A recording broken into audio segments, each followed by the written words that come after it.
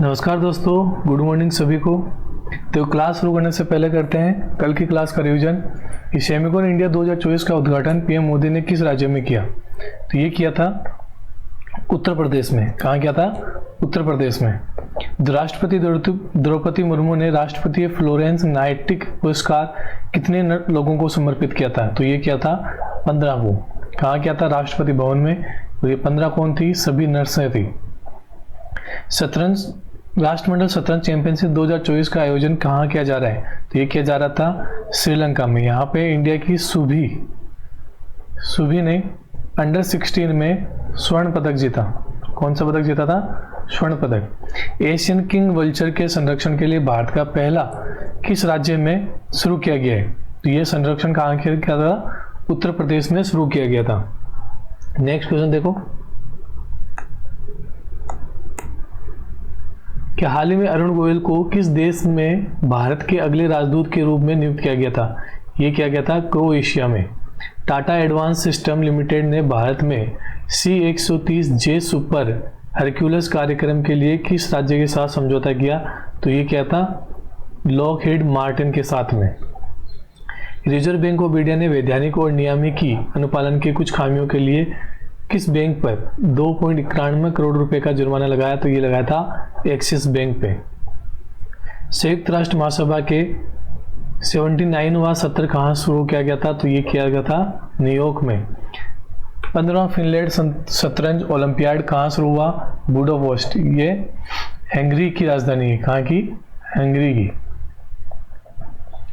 नागरिक उड्डयन मंत्रालय का दूसरा एशिया प्रशांत मंत्री स्तरीय सम्मेलन कहाँ शुरू हुआ? नई दिल्ली में शुरू हुआ।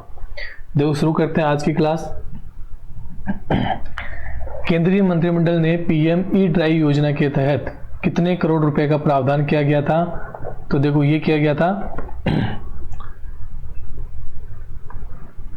10,900 करोड़ रुपए का। अगला क्वेश्चन कि केंद्रीय मंत्रिमंडल ने पीएम ई ड्राइव स्कीम को मंजूरी दी है। इसके तहत अगले 2 सालों में 10,900 करोड़ रुपए का प्रावधान किया गया है। इस योजना का उद्देश्य क्या था? कि इलेक्ट्रिक वाहनों को अधिकता सुलभ बनाना और चार्जिंग इंफ्रास्ट्रक्चर को मजबूत करना। इस योजना के तहत बैटरी से चलने वाले 2 या 3 पहियों वाले वाहन जैसे एम्बुलेंस, ट्रकों और अन्य उभरते ईवी के लिए, ये मतलब इलेक्ट्रिक व्हीकल्स, 3,682 करोड़ रुपए की सब्सिडी दी जाएगी। नेक्स्ट क्वेश्चन देखो कि किस राज्य में हाल ही में जनजातीय विश्वविद्यालय स्थापित किए जाने की घोषणा की गई है?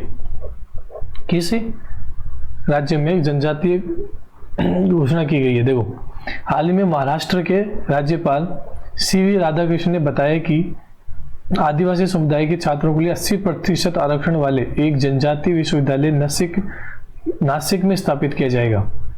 राज्यपाल ने अपने नासिक के दौरे के दौरान विभिन्न राजनीतिक दलों को स्थानीय प्रतिनिधियों से क्या की? मुलाकात की। तो देखो कहाँ पे स्थापित की जाने है? महाराष्ट्र में। नेक्स्ट क्वेश्चन देखो, सीताराम येचुरी का निधन हो गया है।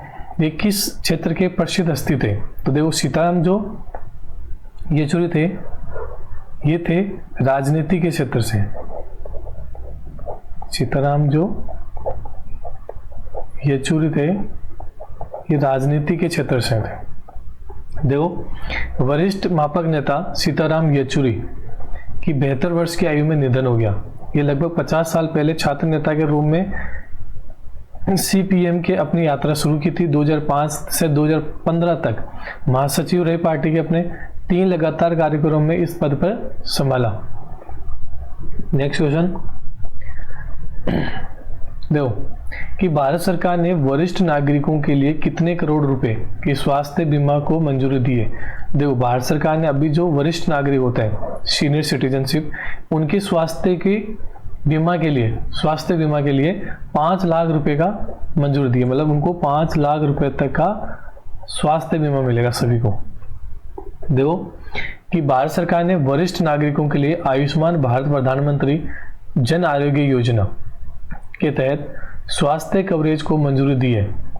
इस योजना में लगभग 6 करोड़ वरिष्ठ नागरिकों को लाभ मिलेगा। कितने को? 6 करोड़ को। इस पहल के तहत पात्र वरिष्ठ नागरिकों को एक नया विशिष्ट कार्ड जारी किया जाएगा। इस योजना के तहत 5 लाख का बीमा क्या किया जाएगा, कवर किया जाएगा।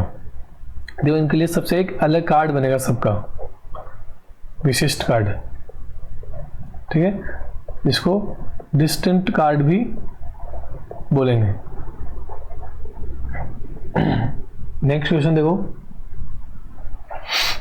कि हाल ही में किस देश ने 79वें महासभा सत्र संयुक्त के लिए सदस्य के रूप में सीट ग्रहण की है? तो ये की थी फिलिपिस्तान ने। किसने की थी? फिलिपिस्तान ने, संयुक्त राष्ट्र के सदस्य के रूप में। और जो 79वां सत्र कहाँ पर हुआ था? हंगरी में हो रहा था। कहाँ पे? हंगरी, बुडापेस्ट में। सॉरी यहाँ पे क्या था? न्यूयॉर्क था। अभी देखा था अपने कल क्लास में, रिवीजन में।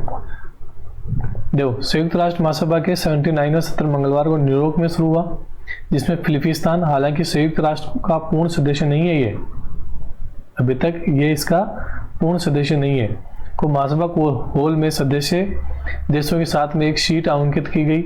फिलिपिस्तान दूत रियाद मसूद ने श्रीलंका और सूडान के बीच फिलिपींस 3 राज्य लेबल वाली एक मैच पर अपना स्थान ग्रहण किया।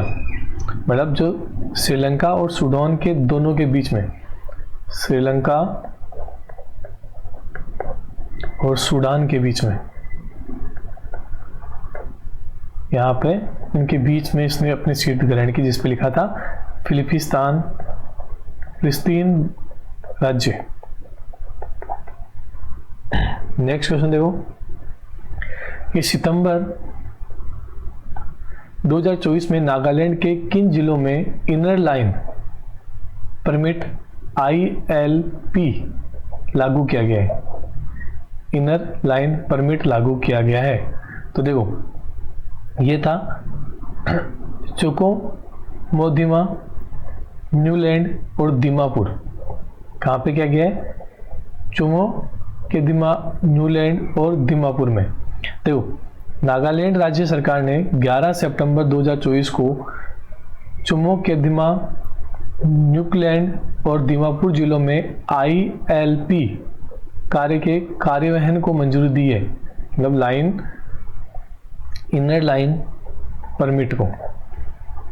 नेक्स्ट क्वेश्चन देखो, सार्वजनिक राज्य निजी भागीदारी PPP मॉडल के तहत इलेक्ट्रिक बसों, ई बसों को खरीद और संचालन के लिए सार्वजनिक परिवहन प्राधिकरण PTA की सहायता के लिए केंद्र सरकार द्वारा किन योजनाओं का शुरू की गई योजना का नाम क्या है? तो ये था PM ई बस सेवा योजना। क्या है? PM ई बस सेवा योजना, PM ई बस सेवा योजना।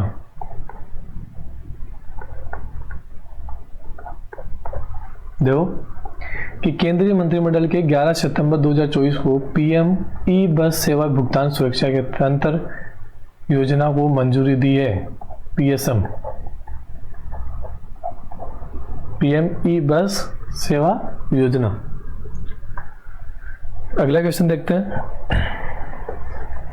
देखो पुरुष एशिया हॉकी चैंपियनशिप 2024 में 8 से 17 सितंबर तक किस राज्य में आयोजित किया गया?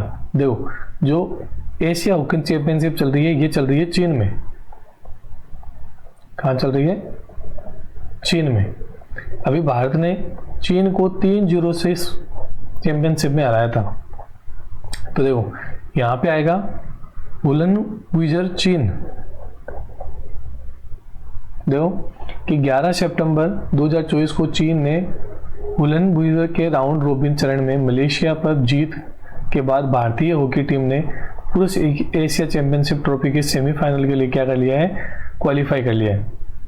देखो अभी तो हराया इसने मलेशिया को, ये तो राउंड रोबिन चरण में हराया है। इससे पहले इसने चीन को हराया 3-0 से। तो अभी जो भारत है वो क्या कर लिया है? सेमीफाइनल के लिए क्वालिफाई हो गया है। सेमीफाइनल के लिए क्या हो गया? क्वालिफाई हो गया। ठीक है, तो देखो आज की क्लास अपनी समाप्त होती है। उम्मीद है आपको क्लास अच्छी लगी होगी। अगर आपको क्लास और हमारा कंटेंट पसंद आ रहा है तो चैनल को सब्सक्राइब कीजिए, वीडियो को लाइक कीजिए। मिलते हैं अपन करंट अफेयर्स के एक नई क्लास के साथ में। धन्यवाद।